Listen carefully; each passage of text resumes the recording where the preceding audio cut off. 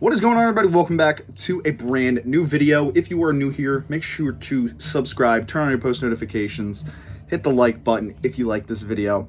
We are doing my PeaceMaker Season 2, Episode 2 review.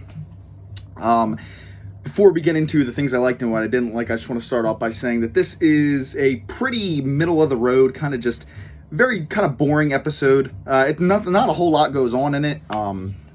This is why I'm not typically a big fan of doing weekly reviews of an episode, because it's kind of hard to rank or to discuss and talk about an episode when you don't know the full picture, you know. But this episode was just very middle of the road. There wasn't a whole lot going on in this episode, but there was a ton that I did like. So yeah, let's get into it. Alrighty, so for the things that I liked, I loved some of the action sequences in this episode. The whole scene, situation, whatever you want to call it, part where the agents break into PeaceMaker's house and Eagly starts kicking the shit out of all of them. That was fantastic. Wasn't anything too crazy, but it was still fun and enjoyable to watch and to see. The inclusion of Langston Fleury, he was so funny in this episode. Just his jokes that he's making with John Economos in the truck are just fucking hilarious. You know, he's talking about having two girls sucking him off while while John Economos is worried about Pokemon, or how he calls it Pokemon.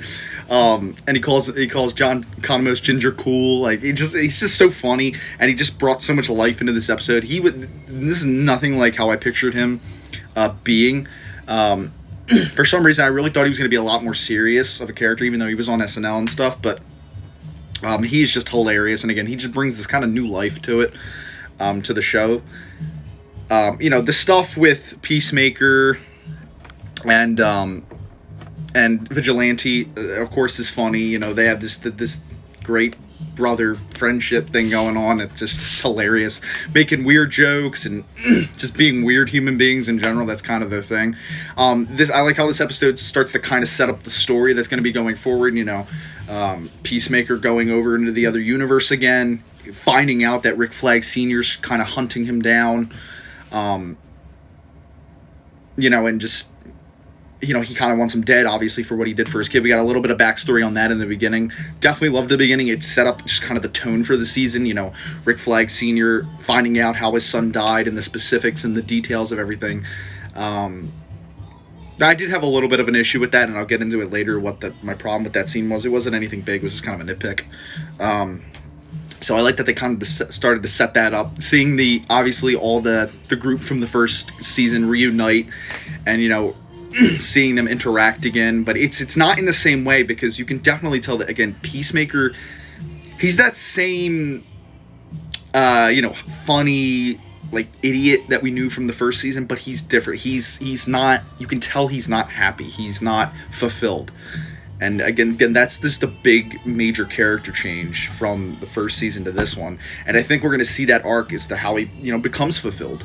I think we're going to see him go from, fulfilling himself or making himself believe that he's fulfilled by going over to the second universe and living his doppelganger's life.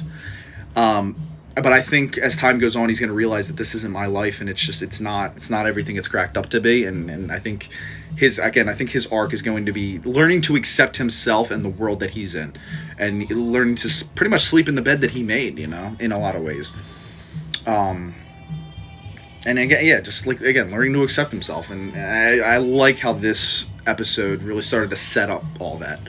As slow and as kind of boring as this episode was, it did feel like it started to kick the story into high gear a little bit. Obviously, the first episode was just kind of setting us up where we're at. This is where the story started to get moving and stuff, which I definitely was happy about. All right, now getting into the things that I disliked about this episode, and nothing of it was major. There wasn't any big, like, oh my god, this just ruins the series, this is terrible. No. First thing, though, I did find this episode, again, a little bit boring at times. It just feels like, because we're so early into the season, we're there's just, again, laying the groundwork, we're getting everything ready, and that's fine, that's typical. That happens with every season of television.